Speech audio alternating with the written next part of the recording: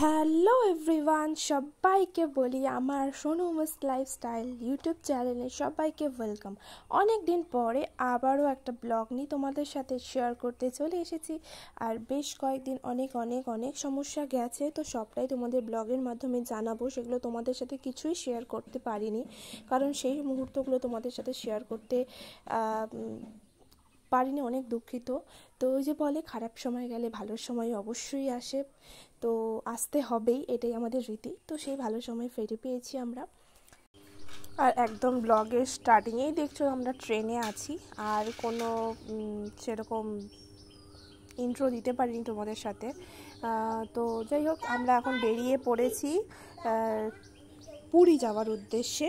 Actually তোমরা shorts ভিডিওতে তোমাদের সাথে শেয়ার করেইছি যে 26 তারিখে ছিল আমার অ্যানিভার্সারি, আর এই অ্যানিভার্সারিটা আমার ছিল 5 বছরের।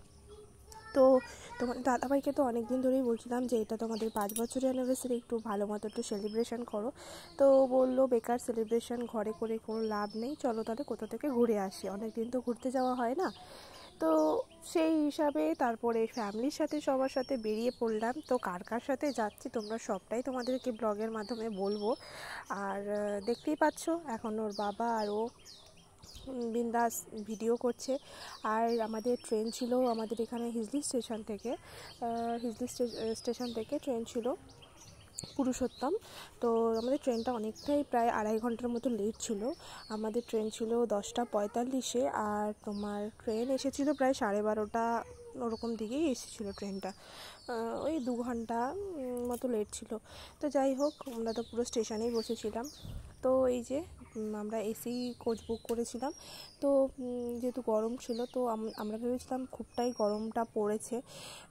তো যখন আমরা ঘর থেকে বেরোচ্ছি তখন দেখছি প্রচুর পরিমাণে বৃষ্টি হচ্ছে। আর সত্যি কথা বলতে ট্রেনে এসি না থাকলেও অসুবিধা হতো না, যেহেতু প্রাকৃতিক পরিবেশই ঠান্ডা হয়ে গিয়েছিলো, তাই আর এসি না হলেও অসুবিধা হতো না।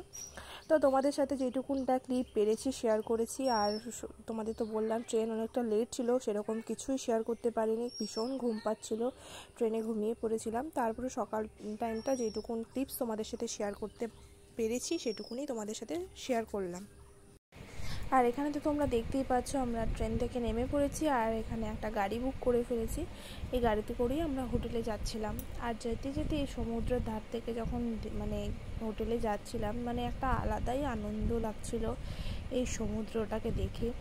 মানে বিশেষ করে এখন যে ভিডিওটা এডিটিং করছি না, ইচ্ছা করছে আবারও যদি যেতে পারতাম সমুদ্রের ধারে। তো ওই যে মানে সব কিছু বললেই তো পাওয়া যায় না, এই তো সেদিন ঘুরে এলাম। আবারও 1 বছর 2 বছরের অপেক্ষা করব, সেগুলো এই ভিডিওগুলো দেখে দেখে 1-2 বছর অপেক্ষা করতে হবে, কিছু করার নেই। তো চলো তোমাদের সাথে আরও কিছু কিছু জিনিস শেয়ার করি। তো তোমরা সবাই ভিডিওটা দেখতে থাকো, কেউ স্কিপ করো না, সবাই ভিডিওটা কন্টিনিউ দেখতে থাকো।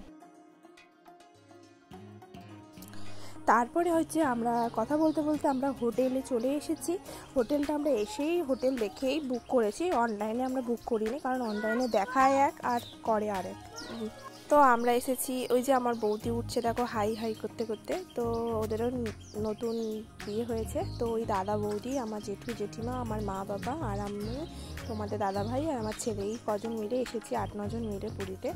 তো এটা হচ্ছে আমাদের একটা ব্যালকনি টাইপস, ব্যালকনি বলাটা ভুল, মানে একদম ওপেন ছাদ, মানে খুব সুন্দর। মানে আমরা ছিলাম 6 তলাতে, খুবই ভালো। আর এই যে মেন রোডটা তোমরা দেখতে পাচ্ছ, মেন রোডের ওপাশেই সমুদ্র আর এপাশে আমাদের হোটেল, তো খুবই ভালো।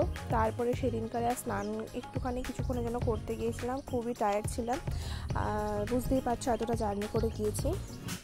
আর স্নান করার সময় তো আর ফোন নিতে পারিনি, তো যাই তোমাদের সাথে প্রথম দিন কিছু শেয়ার করতে পারিনি। আর দুপুরবেলা এখানে চলে এসেছি, নিচে একটা রেস্টুরেন্ট আছে, ওখানেই খেতে চলে এসেছি।